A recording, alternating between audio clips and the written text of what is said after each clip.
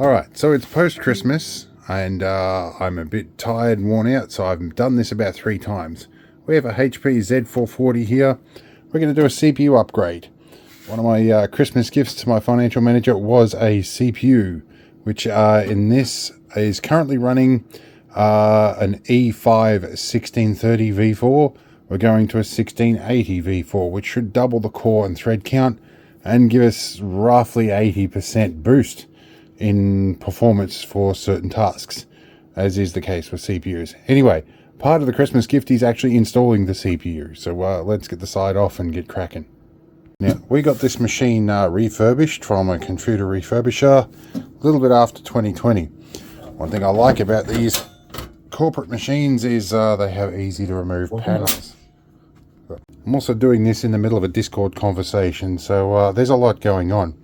Right, so this thing has 64 gig of DDR3 RAM, I believe. Let's actually pop one of these out and have a look. Right now, the RAM crisis going on. That's a fair bit of RAM. I looked at trying to pack out the RAM slots for it, and that was going to cost me nearly $1,000. 16 gig PC4 2400Ts. So they're not too bad RAM sticks. Anyway, we'll slot that back in and we'll get this cooler off. Now, before I take the cooler off, we're going to look at this too. We did upgrade it to an SSD here.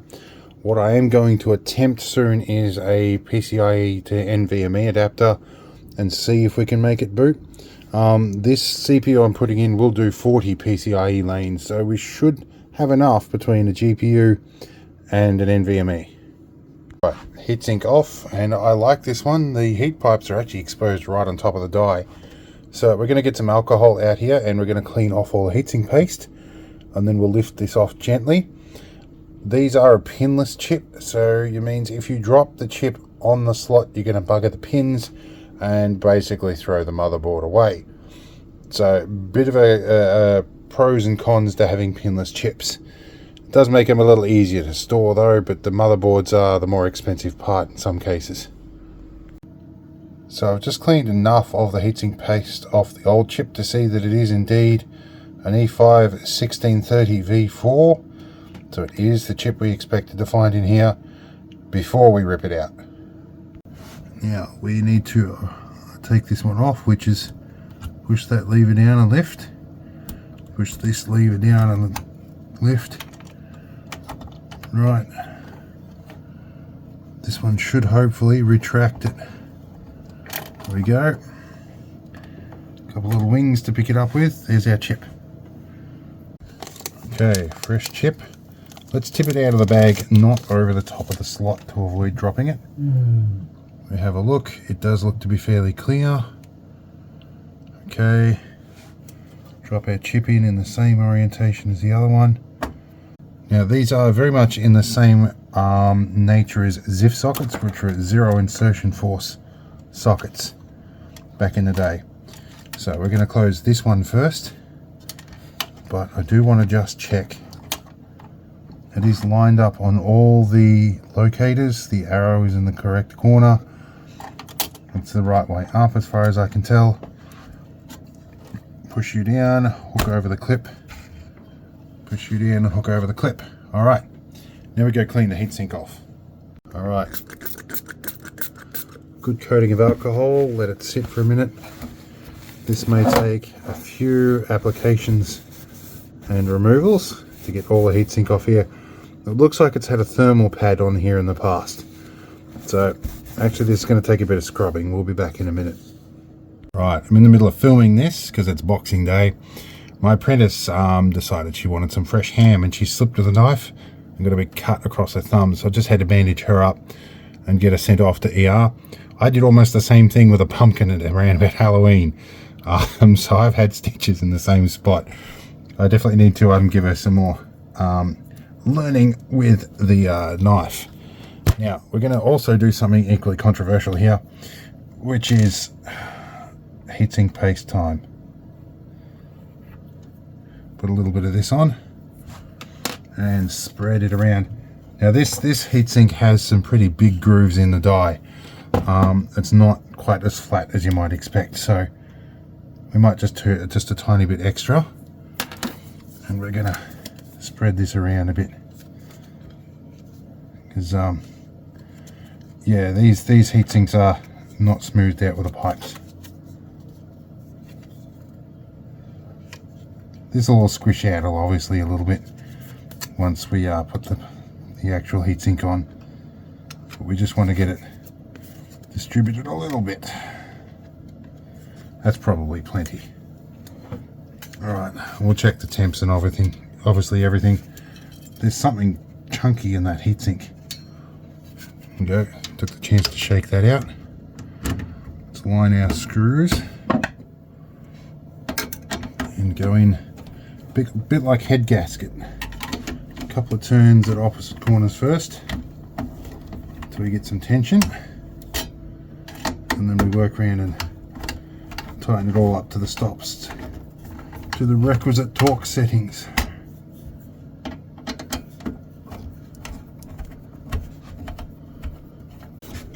Right, side door on. Let's go put it back in service. Alright, went to slide this back in here. We probably need to take this time to untangle a few leads. Alright, we have untangled some leads a bit. And unfortunately, unlike my desk, this one doesn't have desk rabbit lights. Although, I did design this desk with that in mind, but we never got around to it. Now, I don't know what ports these are meant to go in, but there's only 2 display ports. No, there's 3 display ports on HDMI. So we have 2 and 3 monitor. So that's alright. We have USB ports, which probably need to go over the top. And audio, which can go on the bottom. Green port for audio. This one is the USB hub, and now we have power. There's way less connections in the back of this one than mine. Let's move this back in, and I don't know which one is which on these. They don't appear to be marked. Oh wait, what's this one? This looks like headphone. This one, I don't know. Well, that's red, that's green, so I guess green is headphone, red is microphone. Guess that's what the color codes mean. Alright, now is when we turn it on and we find out we've got the monitors backwards.